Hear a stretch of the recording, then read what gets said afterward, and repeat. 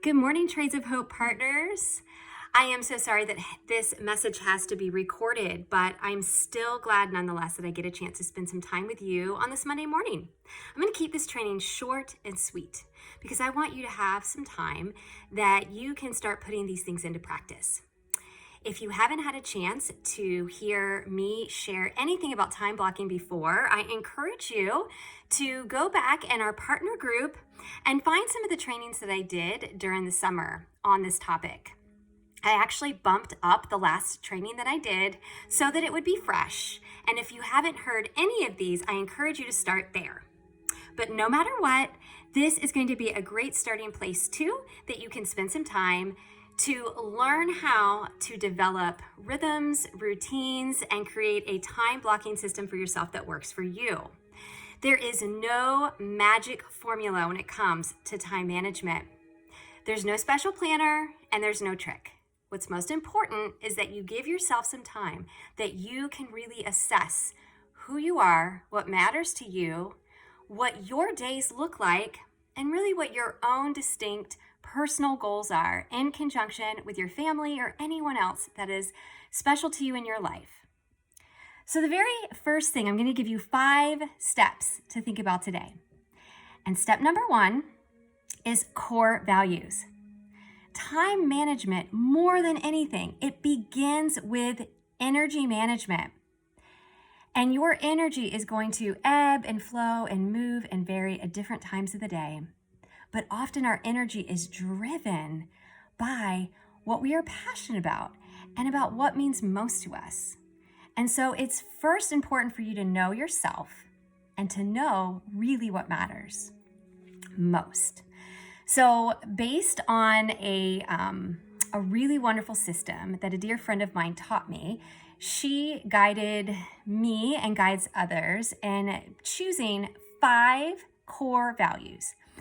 Maybe you discover only 3, and maybe you find 10. I encourage you, no matter what, to look for that 3 to 5 most important things, the core of what's most important to you. So that's step 1.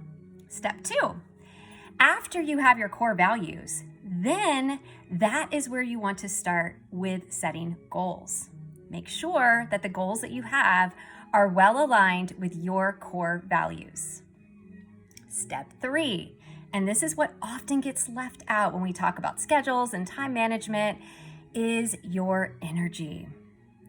If there is anything, only one thing you take away from this call, I hope it's that you will assess and consider what your energy levels are. So I want you to spend some time observing yourself this week. Notice, not as a bad judgment against yourself, but just be a curious observer of you. When is it that you have the most energy in your day? And I want you to make sure that you pencil that. Make note of when you feel the most energy, because that is how you're going to block out your day. That is when you're going to want to schedule your top priorities of what you need to accomplish in a day. And you want to aim to put the things that will require the most of you in the time of day that you feel the most energy. For me, that has changed over the years. As a teenager and a young adult, before being married and before having my daughter, I could stay up all night. If I didn't have to sleep, I didn't want to sleep. But as I have gotten older, as my responsibilities and seasons of life have shifted, I now find that I have the most energy when I wake up before everyone else in my household, and having that time right there, my brain is the most fresh, everything. I also find that I need to go to bed much earlier than I used to. So I'm not expecting you to follow what I do or what anyone in the home team does, or Gretchen or your sponsor.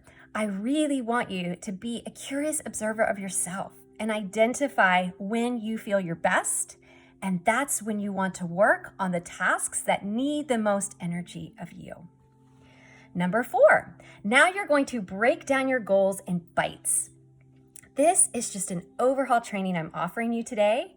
I'm definitely going to schedule some more wake up calls where I get a little more in depth on things like you're looking at your whole week and evaluating that, looking at your goals in light of a week, a month, and then 90 days, which is a season.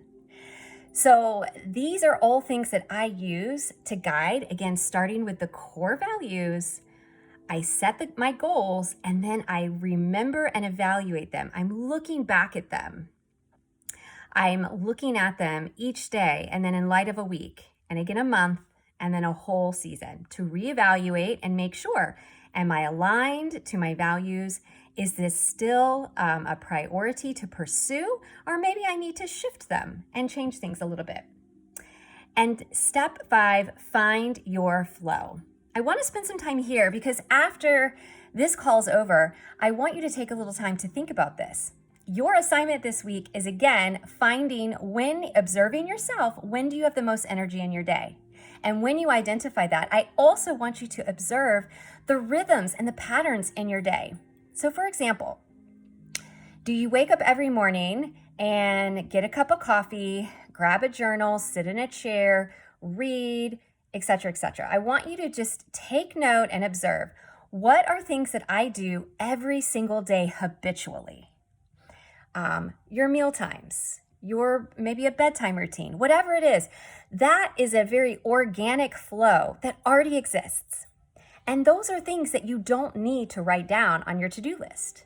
They also don't need to be a part of a priority that you would write in, because that is actually your flow. And so how I identify my flow on my time blocking sheet is I take a chunk of time. So my morning flow, for example, I will wake up anywhere between 6 or 7 a.m. And my initial morning flow of routine goes all the way, usually until about 9 or 9:30. And so that whole block will just become a morning flow. And you can break this up, the routine things you do, in morning, afternoon, and evening.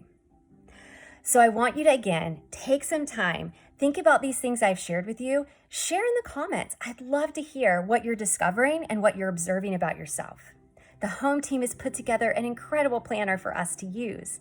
And if you were part of my breakout session at Inspire, you got an additional copy of the time blocking worksheet.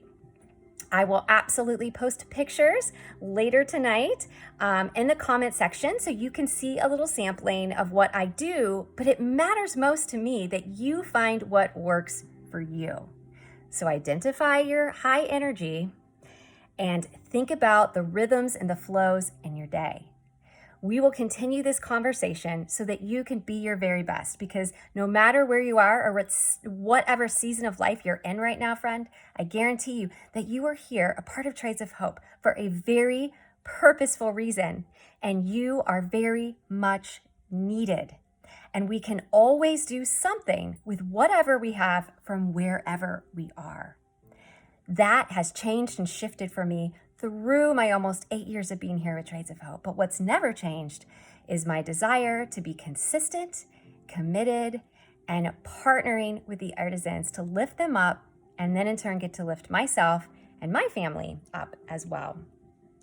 So remember, always give yourself grace, give it to you, give it to others, be very gentle as you are working on these tasks. You have all the tools you need.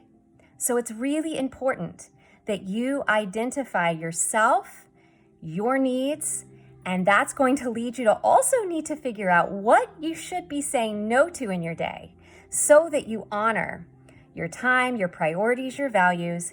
And then I want you to also remember to celebrate every tiny thing well done. That's more what we're going to talk about when I do another training.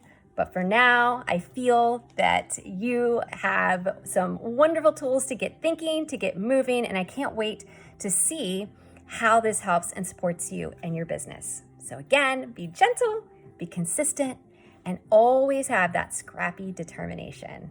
Have a wonderful week, partners.